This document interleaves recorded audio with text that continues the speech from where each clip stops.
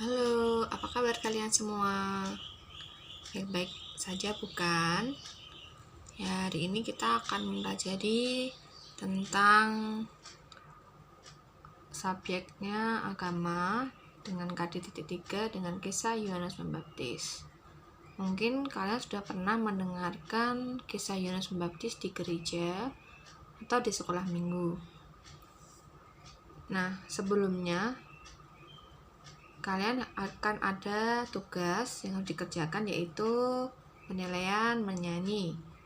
Ini masuk dalam penilaian KD 4.3, yaitu menyanyikan lagu Do Re Mi. Nah, dinyanyikan dengan gerakannya kalau ingin berimprovisasi atau membuat gerakan sendiri bisa, bebas sesuai dengan teks.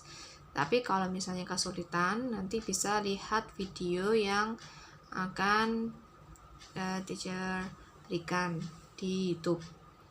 Nah, untuk kriteria mendapat 90, kita harus yang pertama hafal lagunya, akan mendapat 30 poin. Yang kedua, ekspresi saat menyanyikan lagu tersebut harus dengan sesuai dengan teksnya, ya, ceria ataupun bersemangat, ya. Lalu yang ketiga adalah gerakannya. Gerakannya sesuai tidak atau pas tidak. Kalau dua-duanya berhasil dan bagus, suara mungkin tidak fals dan sesuai dengan gerakannya, maka akan mendapatkan nilai 90. Nah, ini adalah teks yang bisa kalian pelajari. Kita baca dulu. Do, itulah dosamu. Re, relakanlah hatimu. Mi, minta pada Yesus. Ini singkatan ya. Fa, pahami firman-Nya. Sol, sobatmu yang setia. La, lama menunggumu. Si, silahkan dia masuk. Do, dosamu dihapusnya. Tetapi nanti kalian akan mendapatkan video seperti di YouTube, mungkin diganti dengan dosaku, nggak apa-apa. Ini momonya diganti dosaku juga nggak apa-apa, menunggu nggak apa. Yang penting teks di atas ini sesuai dengan notes lagunya. Nah, sekarang kita lihat dulu lagunya seperti apa.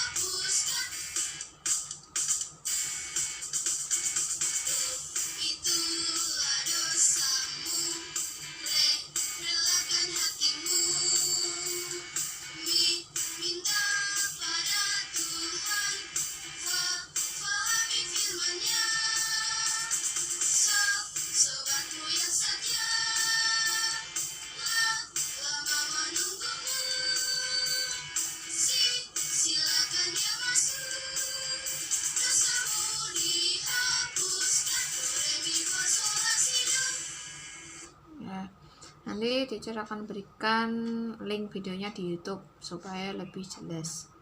Sekarang kita lanjutkan tentang pembahasan kisah Yohanes Pembaptis.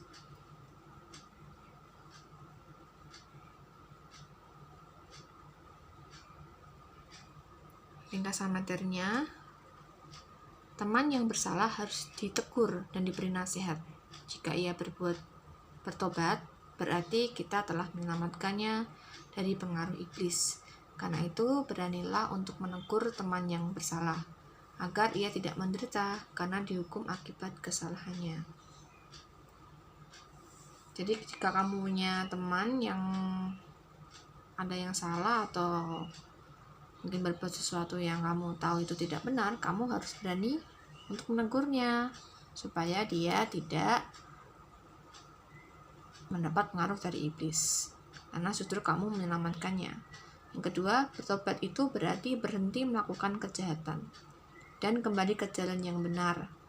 Yohanes memberi tanda pada orang-orang yang bertobat dengan membaptis mereka. Nah, di kisah Yohanes Pembaptis, tugas dari Yohanes adalah membaptis orang-orang yang berdosa. Nah, supaya apa mereka dibaptis? Supaya bertobat, supaya mereka berhenti melakukan kejahatan. Misalnya dia telah mencuri, Lalu Yohanes akan memberikan petunjuk atau memberikan nasihat tersebut, baru akan membaptisnya supaya ia kembali ke jalan yang benar, yaitu tidak mencuri kembali. Nah, tapi dengan cara apa? Membaptis dengan air. Itu yang dilakukan Yohanes. Nah, sesungguhnya Tuhan juga mengutus kita untuk menegur orang yang bersalah agar bertobat. Nah, bertobat artinya berhenti melakukan kejahatan dan kembali ke jalan yang benar.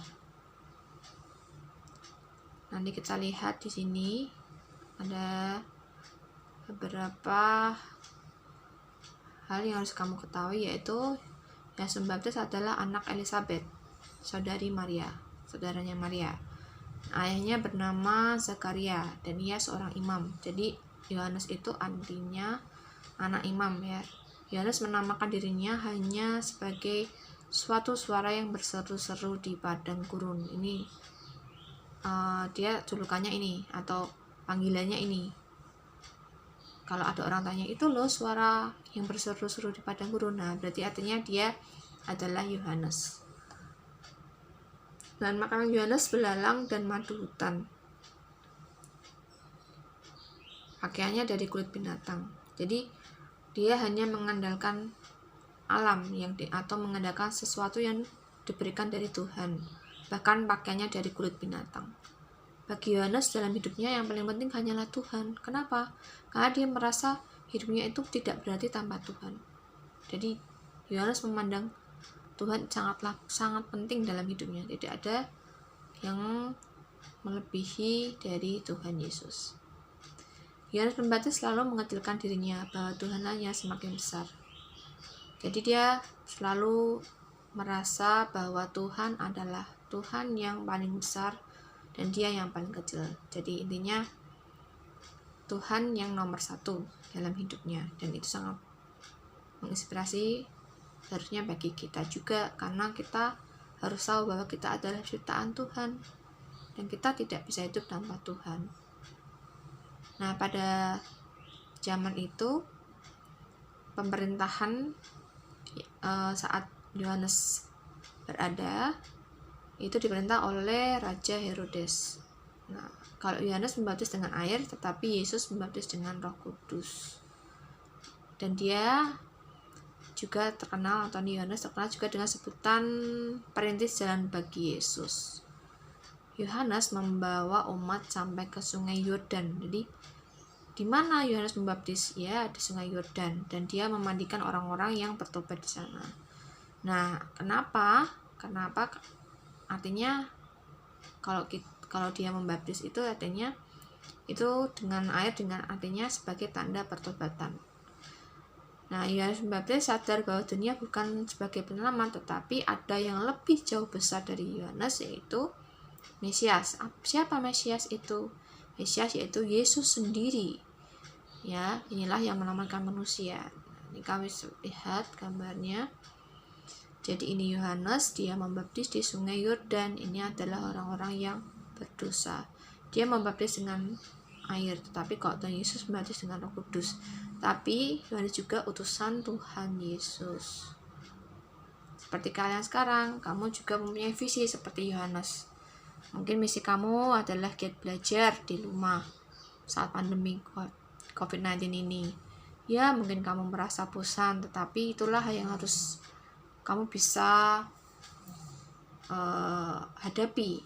Dengan cara apa kamu membantu orang tuamu? Ya, dengan cara mungkin mengerjakan tugas yang diberikan orang tuamu, mengerjakan tugas sekolah, tetap berdoa, ya. Itu yang dinamakan adalah anak yang baik, anak yang menuruti orang tua dan mau atau bertanggung jawab atas tugasnya. Nah, untuk lebih jelasnya, kamu bisa melihat cerita lengkap tentang Yohanes di kisah di Alkitab di Lukas 3 ayat 1-18. Nah, ini sangat panjang sekali. Nah, ceritanya sudah diringkas tadi. Intinya kita baca dulu. Tuhan Allah mengutus Yohanes anak Zakaria untuk mewartakan pertobatan kepada orang-orang berdosa. Lalu jadi intinya anak Zakaria yaitu Yohanes ya tadi yang sudah diceritakan singkat. itu pergi ke Sungai Yordan, dia menyampaikan pertobatan supaya orang-orang yang berdosa mau bertobat. Nah, itu seperti yang tulis di dalam buku Yesaya. Nah, ada orang berseru-seru di padang pasir, siapakah jalan untuk Tuhan? Siapkanlah jalan untuk Tuhan, ratakanlah jalan bagi Dia. Setiap lembah hendaklah ditimbun, setiap gunung dan bukit diratakan. Jalan yang berliku-liku hendaklah diluruskan, dan jalan yang lekuk-lekuk diratakan. Ini ada kesalahan dikit ya. Nah, orang-orang di seluruh dunia akan melihat Allah menyelamatkan manusia. Nanti kamu bisa baca sendiri lebih jelasnya di Alkitab, atau di sini juga bisa. Ini singkatnya saja. Nah, setelah itu banyak orang datang kepada Yohanes, dan Yohanes berkata, "Hai kamu orang jahat, siapa yang mengatakan bahwa kamu dapat luput dari hukuman Allah yang akan datang? Tunjukkanlah dengan perbuatanmu bahwa kamu sudah bertobat dari dosa-dosamu." Nah, jadi kalau ada orang yang mau berbuat jahat, Yohanes yang berkata demikian ya. Nah, jadi Yohanes juga keturunan Abraham ya. Lalu ada seorang prajurit yang bertanya, "Bagaimana dengan kami? Apa yang harus kami buat supaya mendapatkan mungkin sikap yang baik, cara pertobatan?" kalau dia prajurit. Lalu Yohanes menjawab, "Jangan memeras siapapun dan jangan merampas milik orang lain dengan tuduhan-tuduhan palsu. Puaslah dengan gajimu." Pada waktu itu orang-orang lain mulai bertanya, mungkin apakah Yohanes saja penyelamat yang mereka nantikan? Karena itu Yohanes berkata, "Bukan, saya membaptis kamu dengan air, tetapi akan ada yang jauh lebih besar daripada saya, yaitu membuka tali kasutnya pun saya tidak layak." Yaitu Yohanes Pembaptis, dia menceritakan tentang Yesus ya, jadi jauh lebih besar, jadi Allah yang dia sembah tadi. Nah, sehingga akhirnya Yohanes menasihati orang-orang itu dengan berbagai cara dan waktu. Ia mengatakan kabar baik, yaitu kabar tentang Tuhan Yesus. Nah, sekarang adalah pertanyaan di bawah ini. Kepada siapakah Yohanes menyampaikan kabar? Nah, kepada siapa tadi? Apakah untuk dirinya sendiri? Apakah orang lain? Apakah orang banyak? Ataukah hanya prajurit saja? Nah, kamu bisa baca lagi lebih lengkapnya di bacaan di atas. Yang kedua, di manakah Yohanes mau menyampaikan kabar pertobatan? Nah, tadi daerah mana dia? Saat ada pembenar raja Herodes tadi, di sungai apa bisa. Lalu apa yang akan dilihat oleh orang-orang di seluruh dunia saat orang-orang tadi mengetahui bahwa ada kabar keselamatan? Nah, yang dilihat apa? Lalu yang keempat, apa nasihat Yohanes kepada seorang prajurit? Yang tadi sudah ada, kamu baca lagi. Jangan ini, jangan itu. Nah, jangannya apa? Kamu baca lagi. Yang kelima, dengan apa Yohanes membaptis? Nah, apakah dengan Roh Kudus? Apakah dengan minyak mungkin, atau air, atau apa? Kamu bisa jelaskan nanti. Nah, sekarang percakapan Yesus dengan Nikodemus. Ringkasan ceritanya, Nikodemus adalah seorang pemimpin agama Yahudi. Nikodemus memandang Yesus sebagai utusan Allah. Jadi suatu ketika ini ceritanya Nikodemus bertemu dengan